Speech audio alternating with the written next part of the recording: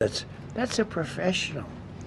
These are professional agitators and He has no evidence of that, but again, he's mocking the brutal death of an American citizen at the hands of his ICE thugs and claiming without evidence whatsoever that the witnesses were professional agitators. So, and then, of course, it wouldn't be Trump if he didn't shoehorn in his lies about the 2020 election, even though he was the one who tried to steal it from President Biden. It's Trump, so he has to try to remind people that the election was stolen when, in fact, it wasn't. all allowed in here by an open border policy of the worst president in the history of our country. A man that didn't win the election, by the way, it was a rigged election. Everybody knows that now. And by the way, numbers are coming out that show it even more plainly. We caught him. We caught him. So I just want you to know that it's a terrible thing. Here's the book on accomplishments. And this is something, ooh, I'm glad my finger wasn't in that sucker. That could have done some damage, but you know what? I wouldn't have shown the pain. I would have gone back. Boy, did you hear that? That was nasty. But I would not have shown the pain. I would have acted like nothing happened as my finger fell off. That was a nasty, I think somebody did that. I think it was him. It was my man. How were you? You didn't do it. I know you did. I know you didn't.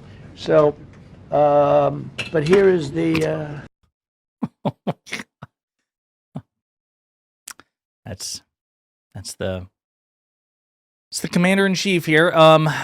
He seems to believe that the economy could see 20% growth, not 3%, not 4%, not 5%, 20%, which is virtually impossible. That we had a Democrat shutdown. They shut down our country. And we had 5%. Nobody's in this room has ever heard about 5%. I think it could be 20% if we do it right. If we don't, every time we have good numbers, they raise interest rates. You shouldn't do it. In the old days, if you had good numbers, they'd lower interest rates, or they wouldn't do anything. Here, they have not raised interest rates. They've either not cut them or they've cut them by a little bit, but they have not raised interest rates on on Donald Trump. Again, it's just he's too stupid or too dishonest to understand what's going on. Here he talks about kicking Americans, millions of Americans, off their SNAP benefits that they desperately need.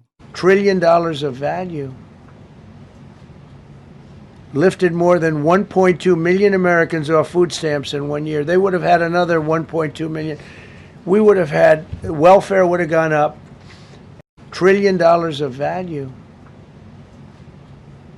So he kicked 1.2 million Americans off. Lifting them up, what are you talking about? Lifting them up implies that they're making so much money now they don't need to be on SNAP benefits. You kicked them off.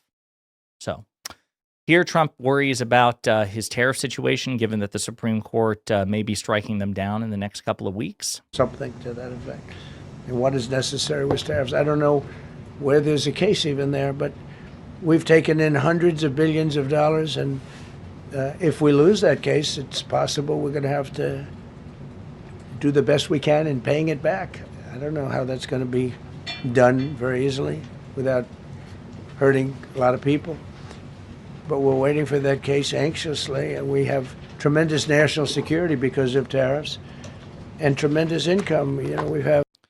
Wall Street Journal, conservative publication, reported on this, that according to recent studies, the American people are bearing the brunt of 96% of Donald Trump's tariffs. So it's been a disaster. Here, Trump also tries to suggest that his drug price reduction have defied basic math.